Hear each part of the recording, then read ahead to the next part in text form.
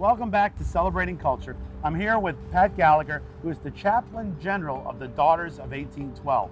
Pat, welcome to the show. Thank you, Charles. It's a pleasure to be here. The War of 1812 means so much to New Orleans. Yes, and it should mean so much to New Orleans. It's something that put us on the map in the nation, everywhere. And the Battle of New Orleans actually concreted and put together the fact that we are all Americans. The Battle of New Orleans was fought by so many different combinations of ethnic people. We had Jackson's Tennesseans, and we had Texans, and we had the Baratarians, and of course we had Jean Lafitte. And then the local people of the city came out. So the Battle of New Orleans is the gumbo that we are.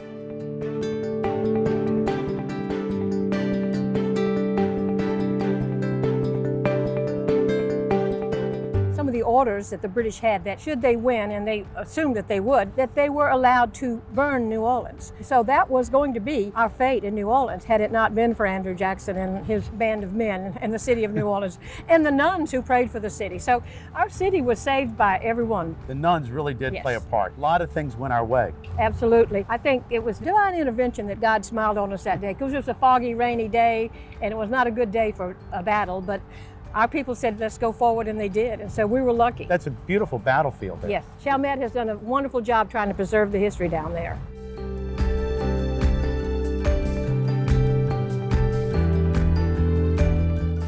We're here today at Chalmette Battlefield, and I'm with Roger Villere, who is a descendant of veterans of the Battle of New Orleans. Roger, welcome to the show. Well, thank you so much. I appreciate it, Charles. Roger, tell us, this was a major battle for not only New Orleans, but really America. Why? Well, this was probably one of the most important turning points in the history of America, because the British, had they won the Battle of New Orleans, planned to keep New Orleans, even though that they had technically signed the Treaty of Ghent. Louisiana territories and the Mississippi River, really, that was the highway. That was our interstate in that time in history. They knew if they controlled that, they controlled the country. Now, I understand for a while, the whole country celebrated this day. This was actually a bigger celebration until the Civil War than 4th of July. This was the #1 celebration in the United States. It was such a tremendous victory. Today, there's actually a number of ceremonies today. We've laid wreaths here at the battlefield itself, at the monument, and then at noon at Jackson Square, there'll be another wreath laying ceremony to commemorate the Battle of New Orleans, because even though it's on the plains of Chalmette, this was part of New Orleans at the time. Their big celebration after the battle was won was held in what's today's Jackson Square.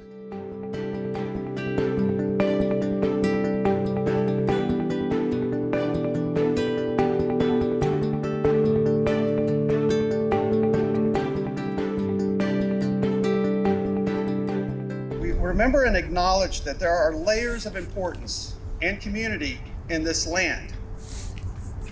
From its early beginnings, from the being valued by Native Americans, to later being homes and farms, and it being the site of Faisanville, a community of freed slaves and immigrants right after the Civil War.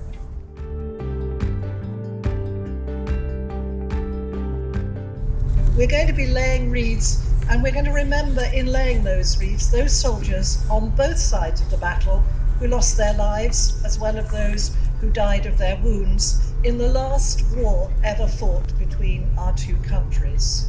In my country, as in yours, we honour and remember the sacrifice of those who died serving our countries by wearing the poppy.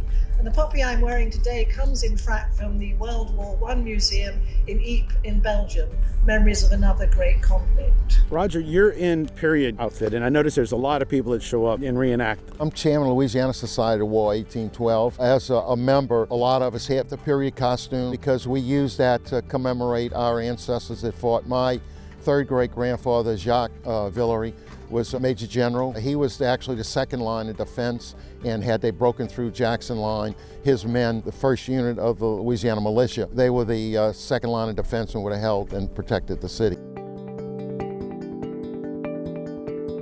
There's a great monument here now. There is a beautiful monument. The Daughters, 1812, helped raise the money and built the monument, and then there's a cemetery just a little further over. If somebody wants to come here, people can go in the visitor center. There's movies, short movies to give you an idea, a little history of the Battle of New Orleans, and then of course they got a lot of books about the battle.